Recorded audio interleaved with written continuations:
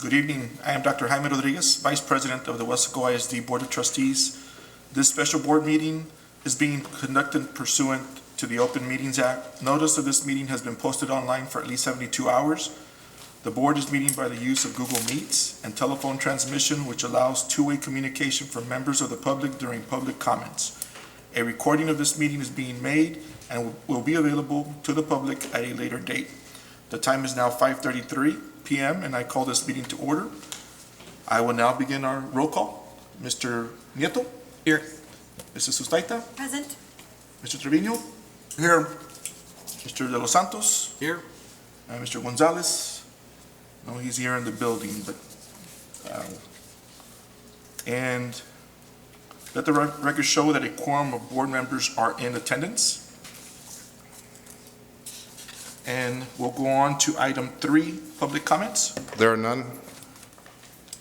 We'll go on to item 4, presentation of Weslaco Virtual Learning Academy, middle school and high school levels. Dr. Valdez? Good afternoon, Vice President Dr. Rodriguez, members of the board, members of the audience. This afternoon, we do begin our meeting with a presentation of the Weslaco Virtual Learning Academy, specifically with an update for everyone on the secondary level, which is our middle school and high school levels. And we did have to call a timeout and have a pause, if you will, on the official start date due to some certification issues with faculty and also some scheduling concerns that we have at the middle school level particularly. So we are going to start or launch the Secondary Virtual Learning Academy October 25th. And that was all done by design because that'll be the end of the reporting, the progress reporting period. And so we have Mr. Abel Aguilar, our Assistant Superintendent for Curriculum and Instruction at the elementary level, but has also been arduously working with our secondary folks, and so he's here to present the update. Mr. Aguilar. Thank you, Dr. Valdez, Vice President Rodriguez, members of the board. Good afternoon. So before you, just wanted to give you some information, and thank you, Dr. Valdez, for sharing that information. We did have a staffing committee because some of the snags or hiccups that we're encountering is mainly with staffing and certifications, and that's basically what we've been trying to iron out. So as you can see here, we do have the following individuals that have been working vigorously through this, along with Dr. Valdez, and this does not include everyone because we've also involved our C&I strategists have been working closely with us as well, more on the curriculum piece. But the pause, a couple of points that we wanted to point out here. If we look at the first bullet, we want to make sure first that we have a certified teacher. And the certified teacher has to be in the content area for the core contents that they are teaching to make sure that we award the credit and the transcript for graduation. Right now, as everyone is encountering, is the shortage of available certified teachers that meet the needs of all our high school students as well as the middle school students that we're looking at right now. If you look at the third bullet, you can see right now the challenge that we have with all the content courses that we would have to be working with to try to find a certified teacher in that area. So we've been having multiple discussions going back and forth, trying to look at multiple pieces of this puzzle, see how we can fit it together, and this is what we've been working with. Again, another reason for the pause, we want to make sure that we have the best experience for our secondary students. We are currently vetting an online learning program that is curriculum approved by TA and also accredited by Cognia. We will offer the synchronous and asynchronous options, and we also want to make sure we meet the needs of our special populations. The redesign of the educational structure currently in place for comprehensive high schools meet the needs of students approved for the Virtual Learning Academy. That little snippet below what you see highlighted, this was some information that we received from Region 1 this past Thursday. And right there, when we were looking at certification, it says the same certification requirements for on-campus instruction apply to remote learning. Now, the virtual remote, sometimes they use it interchangeably, but it has to be certified in that content area. And that was going back and forth because at the beginning it said certified. but now it specifies that it have to be certified in the content area. is what you see there highlighted below.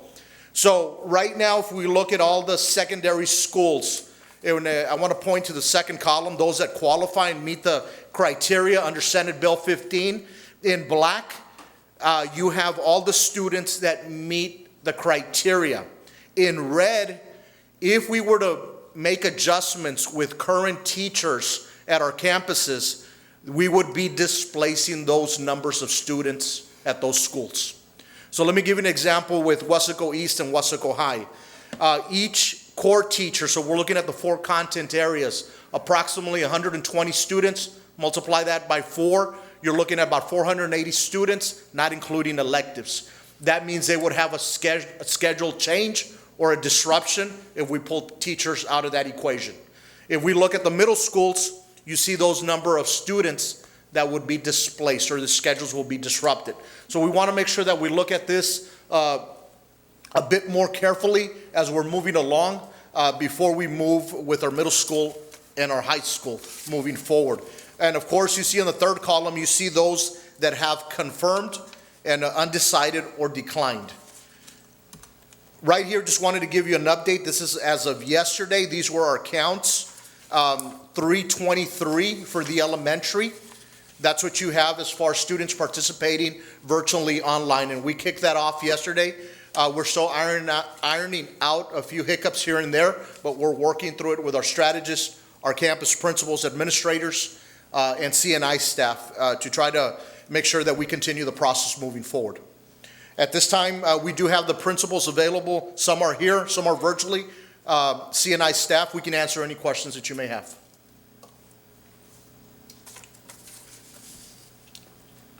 Mr. Aguilar, what are some of those hiccups that we're working on? The hiccups right now mainly is with the certification. And that's trying to find, we did have volunteers because if we go back to the Senate Bill 15, we cannot directly or indirectly coerce teachers to do this. So we did have some volunteers, but I want to point back to this slide right here. If we pull those out, that would be a significant disruption for many other students. We would have to be changing their schedules, and that in red is approximately what you would be looking at in disrupting schedules of other students that did not apply for the virtual learning. So we're working on that. We're looking, we did meet on Friday with an online service company that provides those services, and we're having those discussions. We're going to meet again tomorrow, and we're looking at those options to try to make sure we kick this off correctly, see if that's going to be our best option moving forward. So we're looking at a virtual high school. Right. And I think to be visionary leaders, thinking K through 16. I'm just meeting last week with the president from South Texas College from STC. They are noticing a shift with their students since the pandemic, where their first courses to be full or filled are virtual as opposed to in person. So they're seeing a shift. And so I think eventually for us to align pre-K to 16, I think the future is going to call for possibly districts having a virtual high school for those students that really excel in that kind of learning environment. So that's something to look, and I think that's what we're trying to begin and launch with the high school, because it's hard to find a composite science certified teacher, right? Like right now, we just have a science teacher a high school that can teach bio, only chemistry, only physics, only anatomy, physiology. We don't have those composite certified folks. Mm-hmm. And so then you have to pull out all those teachers for those particular students, right? So you have to do schedule changes for all the other students in person. Mm-hmm. So those are the challenges when trying to implement a virtual high school, as we are trying to do with Senate Bill 15, because the law calls for that now, but it's after the fact. One school has already started, master schedules were already done. So a couple more implications, Dr. Rodriguez, to answer your question.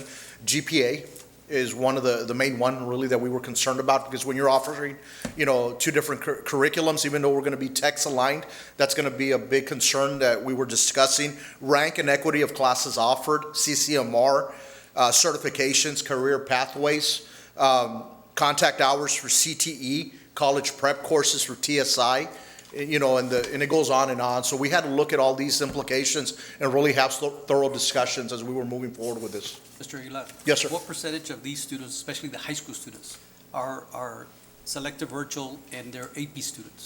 I do have Dr. Gamboa and Mrs. Morales available. They'll be able to give you the exact, around about at least those percentages. Good evening, everybody. This is Mrs. Morales. Excuse me for not being there tonight. I have my daughter's volleyball parent night, so I'll be there shortly. It's a mix, Mr. Nieto. Yeah, we do have some students. We have students from all spectrum. We have students that are in the special ed unit, and then we have students all the way taking AP and dual enrollment, and then you have your regular students that are playing football and band also. So they're all spread out. We did have to make some real tough decisions about GPA and also asking our students, if you take an AP class, we're going to recommend that you come in person to Weslaco High School because we know that the best kind of learning is going to occur face-to-face. And then we also had some discussions about their pathways and their TSI review sessions. So we have solutions for all those things. The one part that really concerns us is Dr. Valdez and Dr. Gamboa and Mr. Aguilar can attest to is the certification process. That's where it's the body, it's the human factor, the human resource that we ran into bigger implications. Thank you. Pretty much the same thing that she said. Yeah, we're looking as far as an actual number, as far as AP courses or dual courses, it's going to vary. Right now, what's happening as we're having those, as the counselors are having the conversations with the students, a lot of them are opting out of the virtual academy to make sure that they're attending the face-to-face learning because they know that at face-to-face, they'll be able to get more out of it as if it were in the virtual setting. A lot of things that are happening is that a lot of our students are taking the dual classes with our own staff. So they already made those connections. They already know what those teachers provide and they can bring to the table. So they would rather be on that face-to-face setting instead of the virtual online learning. Thank you, Dr. Mm-hmm. Thank you, Ms. Morales. Thank you, Dr. Gamboa. Any other questions? I just want to point out, like in middle school, if you look at slide number 5, for example, let's look at Mary Hogue. They have 21 students for virtual. It would mean changing 100 student schedules in person to accommodate the 21 virtual e-learning students, if you will. So that's what the middle school is running into as far as, Central has 38 students virtually or anticipating 38, and we have to change 126 schedules. B-Guard's at 24 and changing 142. KWES is there's not as many, 19 are going to be virtual and only impacts 13 in person. But the other 3 middle schools are quite significant numbers. Doctor, I was under the impression that this was only going to be offered for pre-K through 6. At first, it was, no, we had talked about all the way to high school. Because of the shots, At one point it was, but then the discussion led to offering at all levels. because it seems like we're almost having to hire a whole new staff. For Because we're all pulling- these individualized specialty classes. Right, we're pulling current staff, right? And then collapsing the in-person, which causes so many schedule changes for students that are there in school. This virtual program that we're vetting, Mr. Aguilar, is that for middle schools also? That is correct, sir. Yes. As far as technology, I know Mr. Martinez had talked about some new, not the towers, but everybody has their technology ready to go, the ones that are going to be at home with their hotspots and everything, all those kids are covered with what they need. Yes. Okay. What about hiring retired teachers? I'm sure you guys have reached out to them. That is correct. Our HR directors have been working, combing through those substitutes, reaching out, looking at all the certifications. We've been in constant contact with them, to see who's available and so forth. So I know they've been working diligently trying to identify retired teachers that could work with us, as far as a virtual learning. Thank you. Sorry to cut in, Mr. Aguilar. And just one thing to be aware of, a lot of the retired teachers don't want to come back and do virtual, right? So we see a certified sub come in and they've got full certification, and last week we thought, okay, here's a group, right? We're going to onboard someone, we've got additional trainings, and when we make contact from our offices, we'd rather be in person if we get the opportunity, or we can only work limited days. So it kind of puts us back to square one. So that's really when the panic set in last week, when we found out, and it was alluded to. Our initial thought was, when we heard this, you needed a certified teacher. Mr. Aguilar and his group calls back from Region 1 on Thursday and tells us, no, we need them certified in their areas. And this panic set in, I will be honest, yes.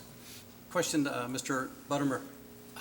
How many days can a substitute sub per week or per month? Currently, we are set up at 15 days, and it equates to 130 hours per month. It's something that we were looking at already this week through TASB.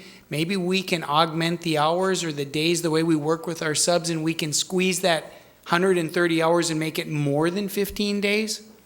It's something that we are exploring to see if we can change it. It may not be possible with the high schools, the way their hours are, but we might be able to update the way we're working at the elementary and middle school levels. Again, make it more than 15 days, but we can't exceed the 130 hours. Right. Okay. Thank you. Thank you, Mr. Butterman. Thank you, Any Mr. additional Aguilar. questions? Thank you, Dr. Valdez. The Thank you. elementary schools, Yes, sir. Mr. Aguilar, elementary schools, are those ready to go based off of these projected numbers, or? So we started on Monday, That's in effect yesterday, we already? started on Monday. So as of yesterday, that was our virtual academy enrollment. We had 323 students, which you see. Now, we do have some that have called parents, and, their child may want to come back on campus, and we're evaluating our situation. If we have that availability and we're not going over the 22 with that teacher, then we're working with the principals to go ahead and accept them back. We did inform parents that if we're going to be, then we're getting to that waiver issue.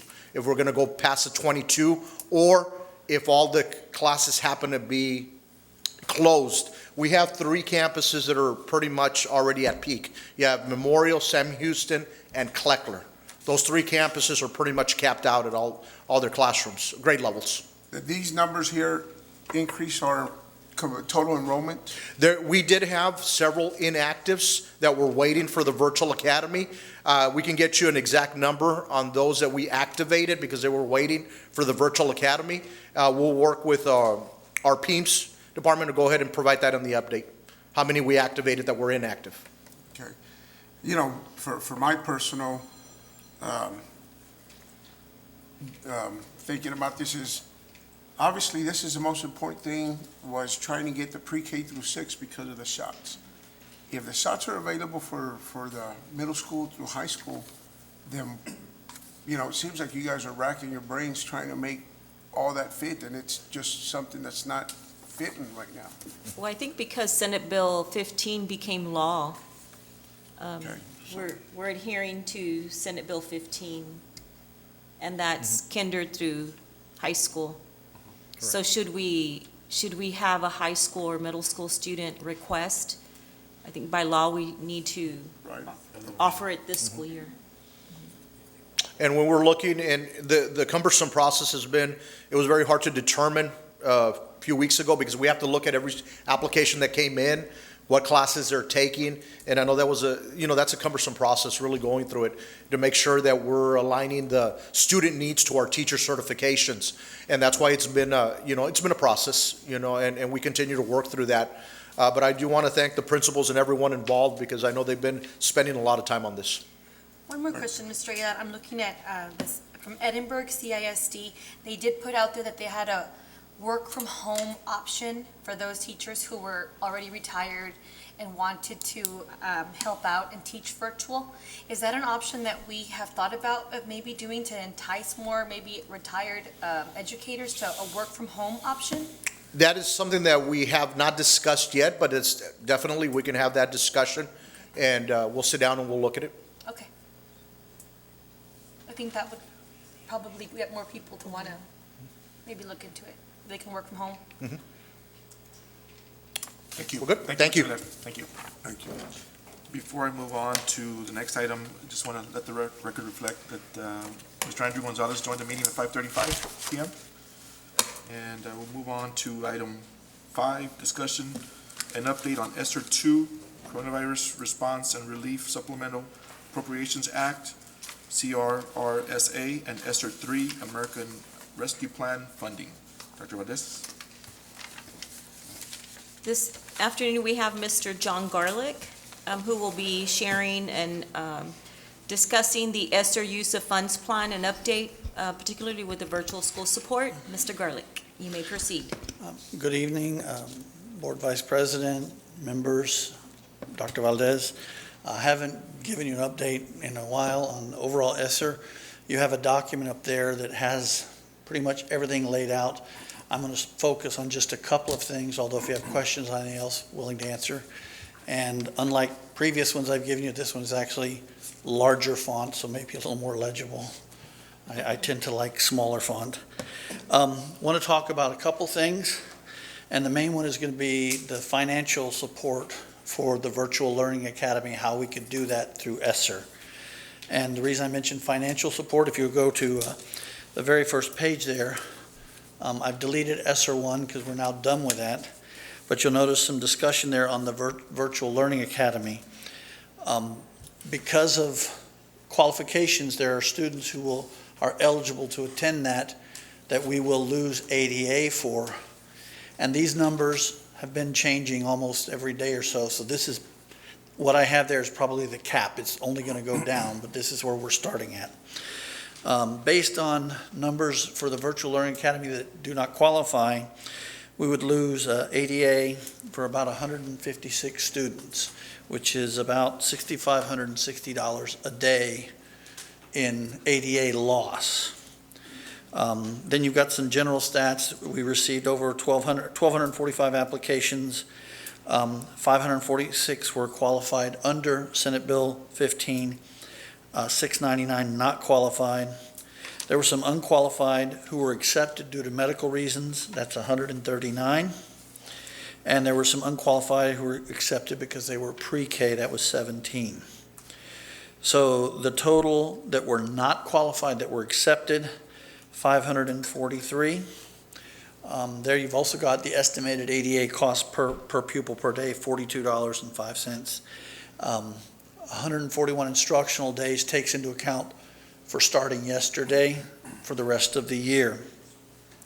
So our total estimated ADA loss is going to come out to $925,932. That is an estimate, and like I said, that's probably a top-end estimate because it'll if kids come into school, it's going to go down, but we have to start with that. There's also a $35,000 VLA, planning, instructional, and supervision stipend that's there, which we're going to have a discussion and approval at a later meeting, but that's for the strategist going above and beyond to prepare and supervise, do all the extra work to make this happen. So the total cost, $959,932. I looked at two options for how do we get that out of ESSER. The first one is basically to supplant that amount of teacher salaries. We can supplant teacher salaries. We cannot directly pay for Virtual Learning Academy under ESSER, but we can supplant salaries.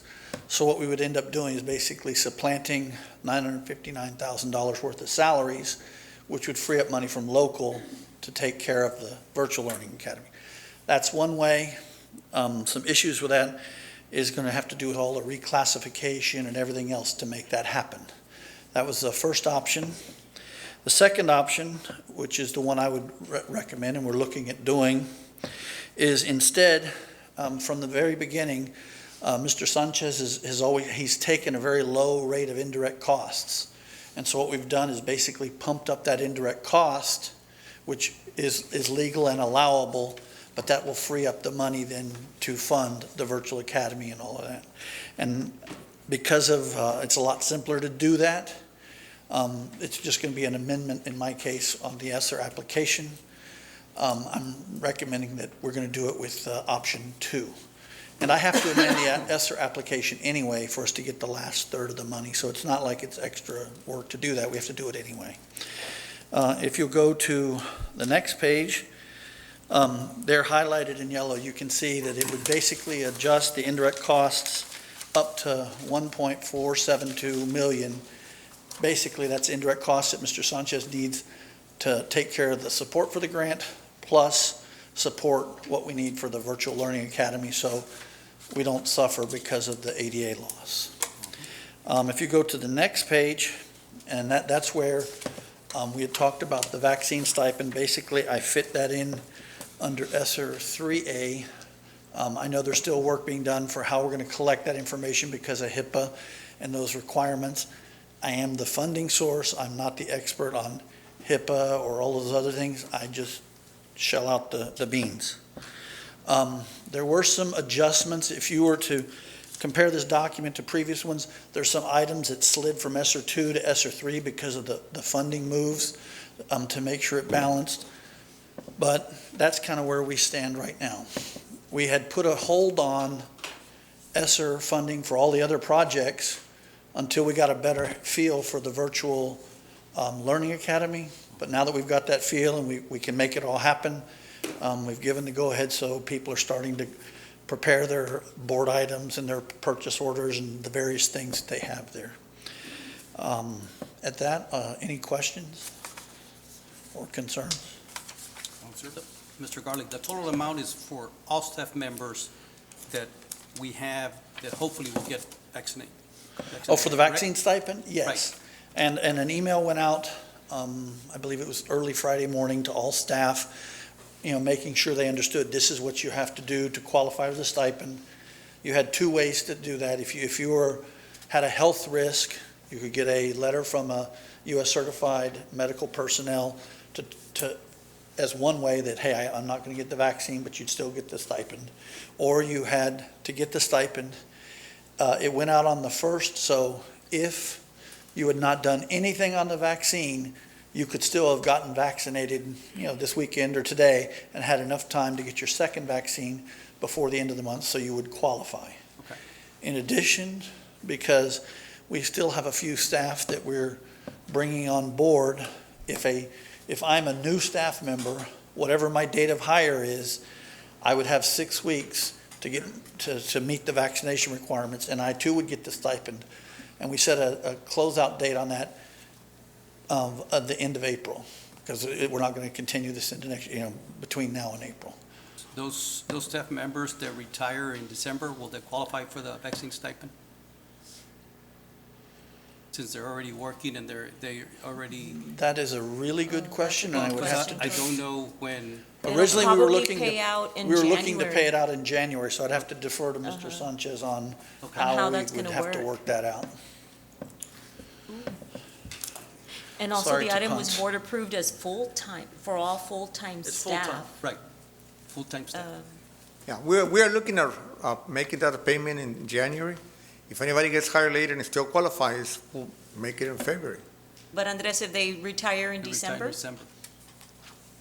And they're Oh, vaccinated already. and they're vaccinated Would they already, qualify? yeah, we could still pay him afterwards. This would not be Oh, something okay. that is tied into the TRS benefits, so it can be paid afterwards. It won't affect the TRS benefits. Okay, We don't have to report it to TRS as Right. compensation eligible. oh, okay, so they'll receive it in January as well?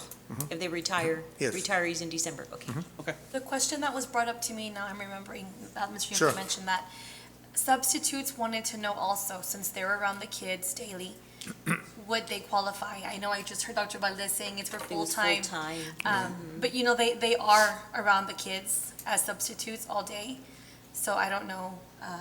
Right, because Now it's we're something to think sticking to about. the 15-day, and Yeah. so that's something that we've been discussing. And we went back to the board agenda item, and it was approved for full-time full-time. employees. And also, they're not receiving other benefits either, so. Right, okay. Thank you, Mr. Any Garland. other questions? No, sir. Thank you. Thank you. sir. Okay, so I move on to item 6, closed meeting to discuss A, Personnel Matters, Texas Government Code 551.074. 1, Employment of Personnel, Certified Professional and Non-Contractual Personnel. 2, Resignations. 3, Deliberation regarding the appointment, employment, evaluation, reassignment, duties, discipline, or dismissal of a public officer or employee, Texas Government Code 551.074 and 551.071. Consideration of the recommendations and possible hearings.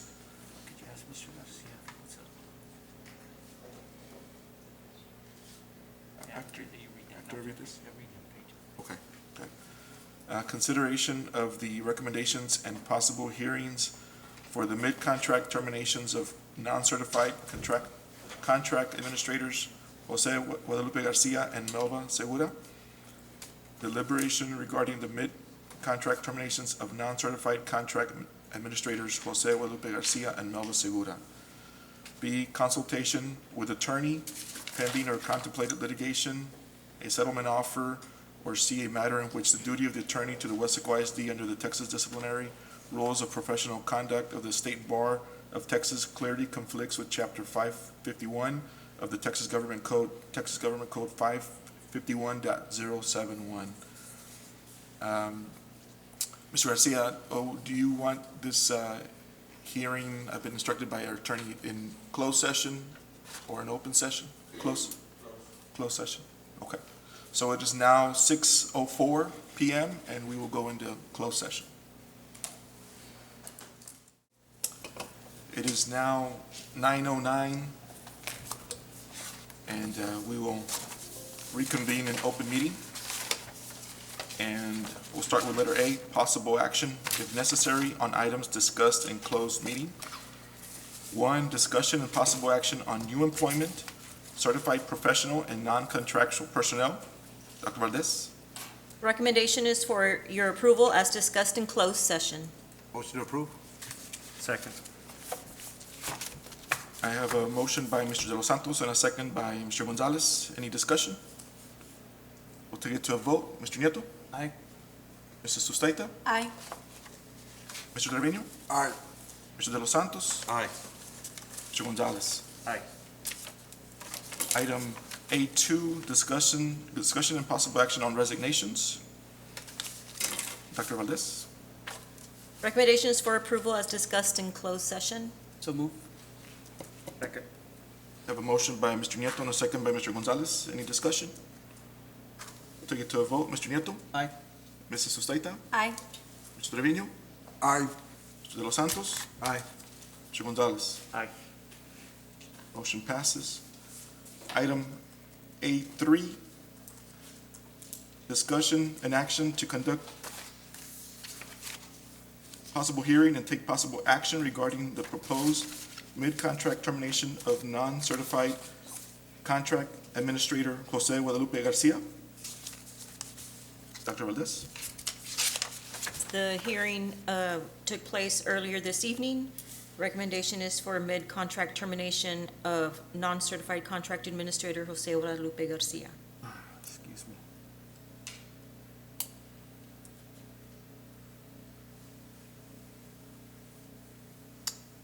I'll entertain a motion.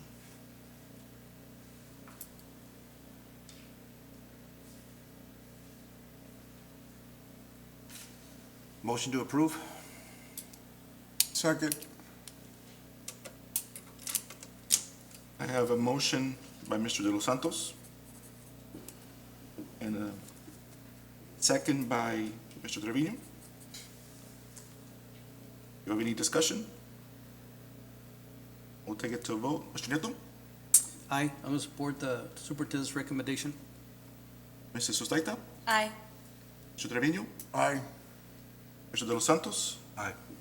Mr. Gonzalez? No. Motion passes. Item 4, no action on item 4. Is that correct, Mr. Sepulveda? Okay. And then I'll move on to item 8, adjournment. So moved. And it is now 9:12.